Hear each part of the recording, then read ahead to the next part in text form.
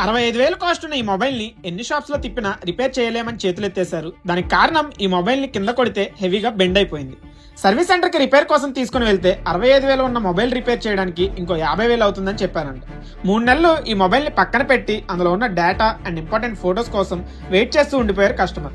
మరి service centre వాళ్ళు చెప్పింది నిజమా, లేదా కస్టమర్ తిరిగిన మొబైల్ షాప్స్ వాళ్ళు చెప్పింది నిజమా, ఇంకా ఈ మొబైల్ రిపేర్ అవ్వదా అనే క్వశ్చన్ కి ఈరోజు ఆన్సర్ వెతుకుదాం. ఈ కస్టమర్ నెల్లూరు నుంచి లాస్ట్ హోప్ గా మొబైల్ ని పార్సిల్ చేసి మన స్టోర్ కి పంపించారు.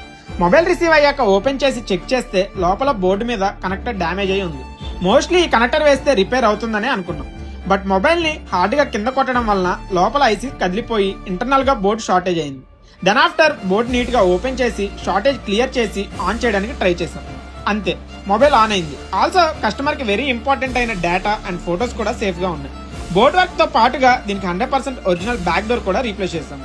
సర్వీస్ సెంటర్స్ అండ్ ఇన్ని షాప్స్ కి వర్క్ చేయడం రాదా అంటే మొబైల్ బెండ్ అవడం చూసి ఎవరు ఓపిక్ గా చెక్ చేయలేదు, నమ్మకంతో ట్రై చేయలేదు.